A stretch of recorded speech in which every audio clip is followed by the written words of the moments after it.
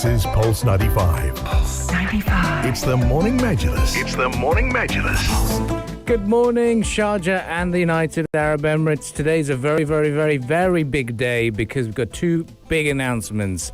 One of them is that Ahmed Dawood has got an extended nap. That's the big announcement for this morning. Lucky him. Lucky him. But he has a long day ahead of him. He does have a long day ahead of him. 10 days. Long 10 days because the Sharjah International Book Fair kicks off today. We've had the budget announcement as well from Sharjah government yesterday. Yep. And the big question is it going to be a sea of red or is it going to be a sea of blue? Is it Biden? Is it Trump? We still don't know yet. Kanye West. I was thinking about this morning. I was like, come on. Yeah, he's taking Biden. Let's just choose Kanye. Exactly. So much better. So much easier. So much easier. You've got three options to choose from, of course. Look, it's getting very heated at the moment. A lot of people are commenting on it. A lot of people getting involved. A lot of people sharing their thoughts and opinions. And we would like to invite yours too, because the Majlis is your Majlis. 4215 is where you can text in. Drop us a DM on Pulse 95 Radio as well. And you can tweet us at Pulse 95 Radio using the hashtag Morning Majlis, and we'll certainly get back to you and give you a bit of a shout out on the program. But Rania, lots to look forward to. Lots to look forward to. We're going to start with news from Sharjah because yesterday His Highness Sheikh Dr. Sultan bin Mohammed Al Qasimi, Supreme Council member and the ruler of Sharjah, paid a visit to the Sharjah Private Education Authority, and His Highness delivered a speech. He spoke about a lot of issues, a lot of things.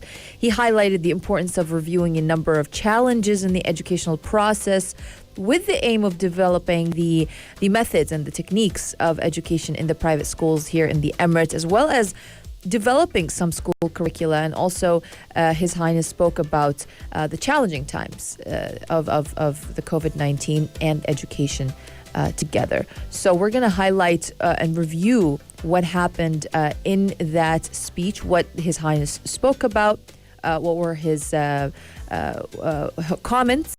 And later on, we're also going to talk about yesterday's council meeting, the Sharjah Executive Council's meeting. It takes place every Tuesday, where they review major affairs or various affairs of the Emirate. So we're going to talk about the number of resolutions that the council came up with, the issues that they discussed, and the reports that they have reviewed. Yep, of course. We'll talk to you in greater detail about the budgets as well that the Sharjah government has allocated, increased their stimulus plan as well. So we'll be discussing that in greater detail. Another aspect that we'll be talking about is the United Arab Emirates' humanitarian efforts in alleviating the suffering as a result of that typhoon. But we'll be analysing the US elections in greater detail just after the business headlines at this hour. Get a clearer picture. Yeah. And get a clearer picture. Yep. And it'll be sad not to have Ahmed Dawood's analysis on it as well. So we look forward to speaking to you and discussing it in greater detail. And we'll be right back after some musical entertainment. It's going to be a laid-back morning Majlis as well for all of you.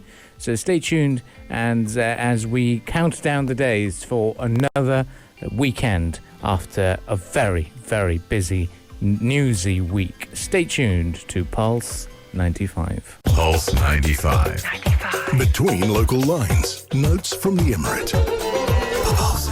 Notes from the Emirate of Sharjah, and it certainly is the biggest story of the day for us because we've just had a new update to our stimulus plan in the Emirate of Sharjah. The economic stimulus plan is out there to help a number of people who are in hazardous jobs, is what we've been told. We've also been talking about how the economic stimulus plan has been further boosted by 512 million dirhams to support individuals and the businesses by waiving or reducing fees in a number of different sectors. Absolutely, and these incentives actually they emanate from the SEC's keenness to enhance the continuity of development in various fields and mitigate the severity of economic and social impacts that the world is witnessing during this critical period due to the COVID-19 situation. So let's talk about the incentives of this package, shall we? Yes, Let's talk about them. Let's start talking about, for example, the Sharjah Electricity, Water and Gas Authority. Now, the incentives are payment of fees on installments of the electricity, water, and natural gas services for owners of economic, commercial, and industrial establishments in several installments that may exceed 2 years in order to contribute to alleviating the financial burdens facing them. Second one, supporting the owners of various establishments by providing free technical consultations before starting the project to design and implement electricity, water, and gas services extensions to save the cost of financial expenses. Now, also, reducing insurance fees for electricity, water, and natural gas on economic, commercial, and industrial establishments. Also, last but not least, canceling fines for additional electricity loads in economic, commercial, and industrial establishments. Those are the incentives for the Sharjah Electricity, Water, and Gas Authority. As for the municipalities of Sharjah, reducing the fees for attesting residential lease contracts from 4% to 2%, and that is valid until March 31st of next year. That is valid until March 31st of 2021. There are also a lot of other incentives as well. Yeah, there's a 50% of discount upon issuance of a license for industrial establishments in order to enhance the contribution of the industrial sector to the GCC. Reduction of buyer fees for non-GCC citizens from 4% to 2% of the sale value. That is for the Sharjah Real Estate Registration Department. Sharjah Department of Planning and Survey, leasing of investment property. Investors are exempted from the rent value from until the end of 31st of March 2021. Private Education Authority, private schools, exemption from fees for renewing educational licenses for 115 schools for an academic year. And we've seen a number of benefits when it comes to Sharjah Entrepreneurship Foundation at Rawad as well. We're seeing a 50% discount on postponement to the payment of installments for projects financed by the foundation of 3 months installment. Operation fees at Sharjah Airport is also reduced. Cancellation of RTA violations before 2015 for the Roads and Transport Authority. 50% discount on RTA violations from January 1, 2020 until the end of the year for violations issued before 1st of November 2020. This is for the Roads and Transport Authority. So, and Shams as well. That's a big discount over there. Absolutely. Sharjah Media City or Shams, they're providing licensing or renewal discounts of up to 30% according to specific requirements and criteria. They're also offering a long-term, which is a 3-year fee reductions for commercial licenses, and they're also offering competitive packages for specific categories such as the Women Entrepreneur Package, the Entrepreneur Package, and the media companies in order to attract business and stimulate their growth as well. That's very, very big news indeed. Well, stay with us on the Morning Majlis. We shall return right after the news headlines. Here's a little bit of musical entertainment for you before we go into that, and we'll continue the discussions right here on the Morning Majlis.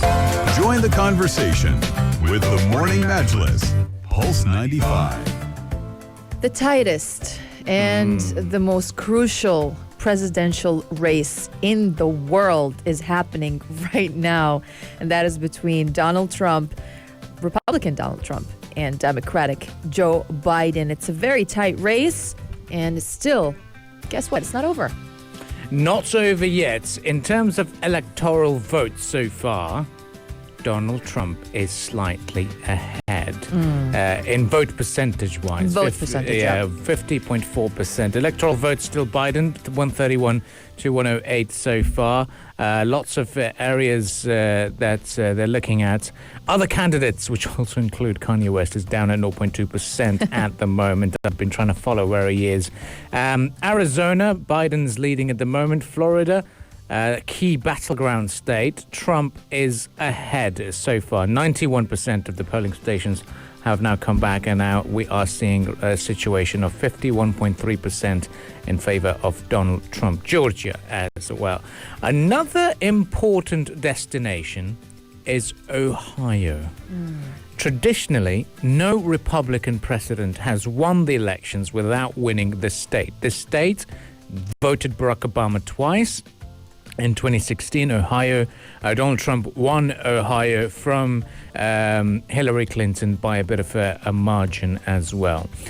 A political earthquake for Donald Trump would be if Texas goes in favor of Joe Biden. So far, with 71% in, Texas is swinging to the red so far. It's not swung to the other side at all. But Ohio is very, very important. Yeah. Because it carries 18 electoral votes. 86% of stations have reported. 56% still remains in Donald Trump's favor. And this state has been picking the U.S. president since all the way back to 1964. Yeah. But before anything, Abdul Karim, some people are still kind of confused about how the election process really works. Yes. Yesterday, I was talking to one of my friends, and they were just like, how does this really work? It's kind of confusing. So the winner of the election is determined through a system called the Electoral College.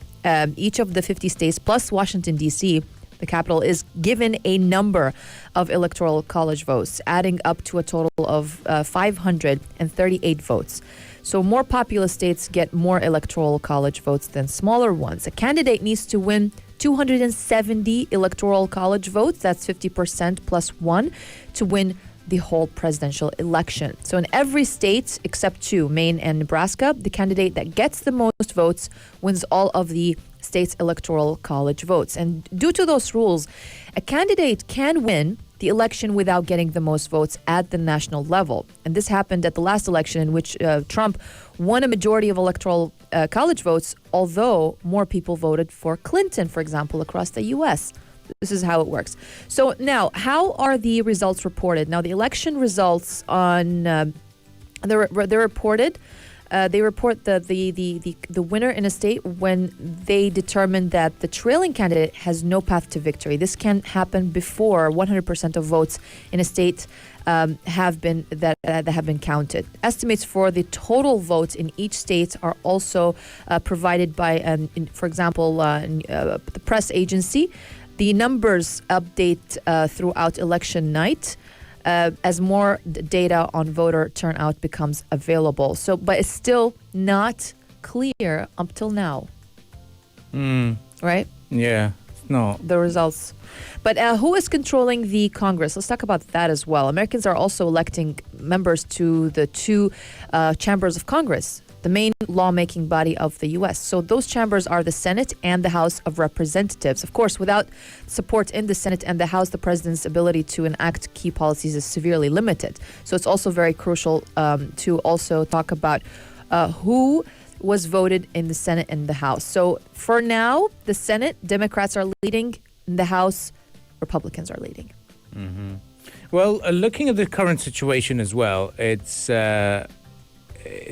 very interesting to see the two candidates as well. Of course, when Americans are voting and when they cast their votes, they don't vote for. There's no on the ballot paper. It doesn't say Donald Trump or Joe Biden. They're going to be electors who are going to be representative of that particular state, and then they represent each party, and you vote for it accordingly. And then obviously the polling stations calculate based on the party leader. It's going to be very interesting because both the candidates have very different views on how to handle the pandemic. Both of them have very strong opinions why people would be backing them. Yeah. Joe Biden has had a very American life. Right. He's had the struggles. Exactly. We were talking about this off air. Yeah. He's had the proper struggles. He's 77. Remember this. He's going to be a very old president as well. And this is going to affect the general vibe in the White House. Mm-hmm. There's a thought amongst people in this part of the world that think that he's going to be a continuation of Barack Obama's policies. Barack Obama, as a pacifist, as a peaceful president, started more wars than any other president in the United States history. That's right. So, question mark. Another aspect of Joe Biden also is that he's gone through the pain.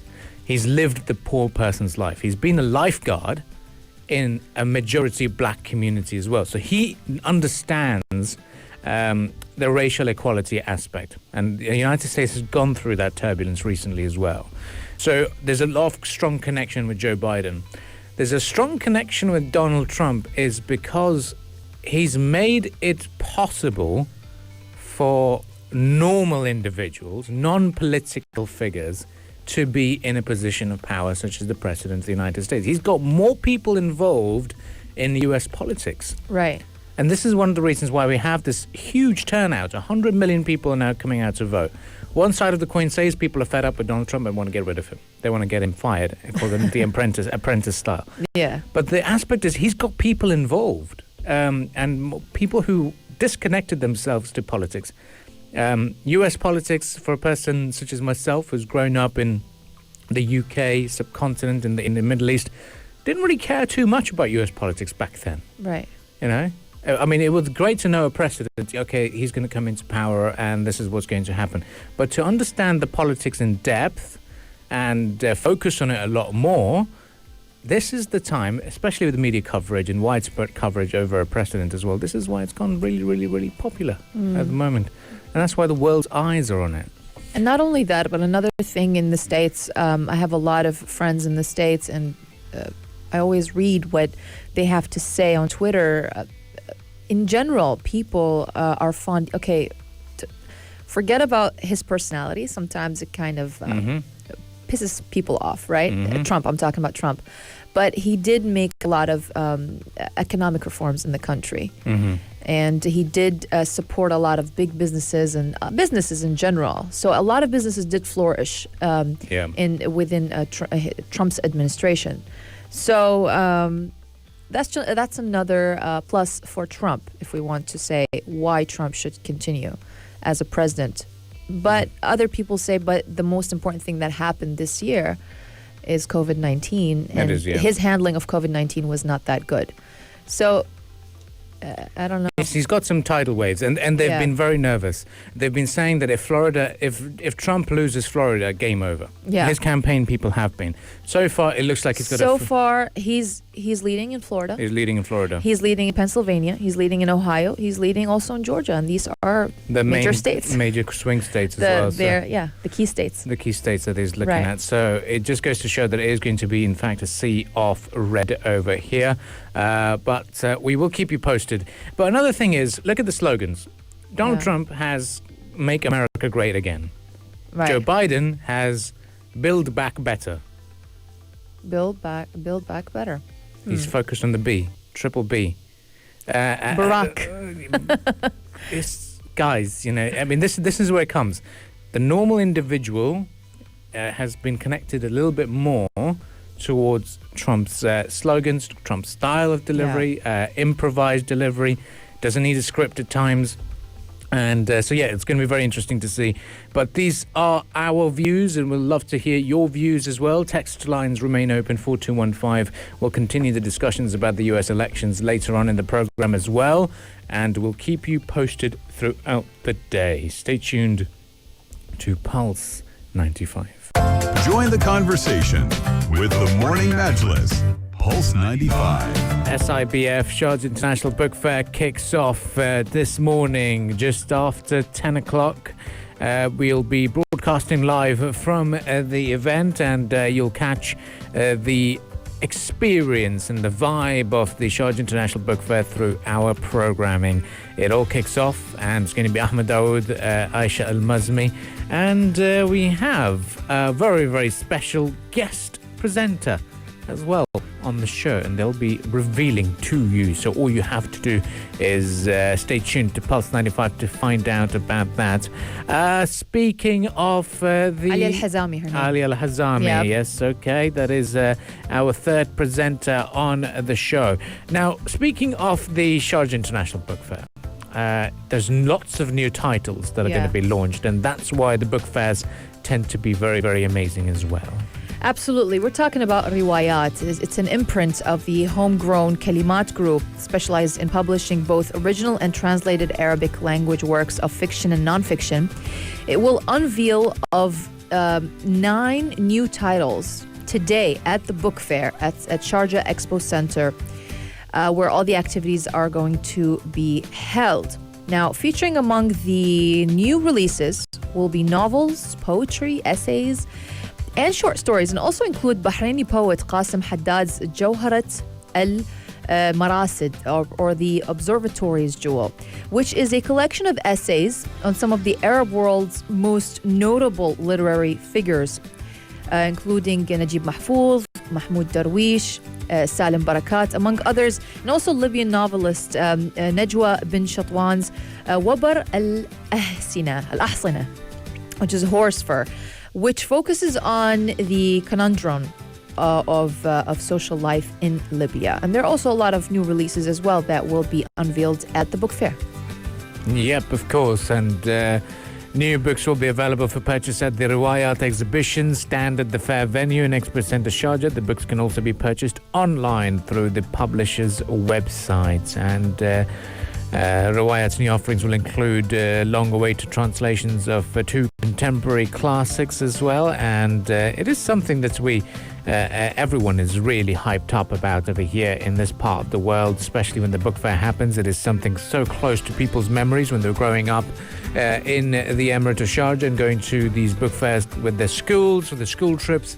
And it is something that even we are excited about and build the hype for as well. Stay with us on the Morning Majlis now. We will take a bit of a breather. We'll catch up with the team at the book fair as well later on in the program. Just after 9 o'clock, we'll continue the discussions on the Morning Majlis, and we'll talk to you about Sharjah's stimulus plan. And if you're just joining us, it'll be an in-depth discussion about how this economic stimulus plan is going to benefit investors and business owners in the Emirate of Sharjah. This is just one of the top 3 stories that we are discussing today. The other one is the Sharjah International Book Fair that's kickstarting today in Expo Center Sharjah. It'll be until November 14th. And the talk of the world, not just the country, it's the U.S. election, the tight race between Joe Biden and Donald Trump. It's still, guess what? It's not over. It's still not clear up till this moment. So we're going to keep you updated with that as well. So stay tuned with us here on the Morning Majlis, nowhere else but on Pulse 95. Social Media Minute. Today's clickbait worth talking about. Social Media Minute. I hate one feature about phones. What is it? When they say your memory is full. Yeah, that's true. Please delete, clear out some storage. And you're thinking, I have to delete a lot of my photos or wherever. And if you're an Android user, then you're quite blessed with the external. You can extend your memory card or add more memory card you can extend your memory storage by adding a bigger memory card. But the downside of adding a bigger memory card is then your phone battery drains, because the battery has to operate and start using that SD card as well. Your phone overheats. There's a lot of drama. Drama. It's true. It is annoying. But now, one thing, I dropped my phone, which is ideal. Always do that. We need to get a new one finally. Yeah. The other thing is WhatsApp storage. That has occupied the most amount of data on your phone. Now, I work for news organizations, we're in media. We're getting videos, we're getting a lot of it's images. It's essential in your work, of course. It is. And my phone gets blocked. Reason? I have 45,000 for WhatsApp images.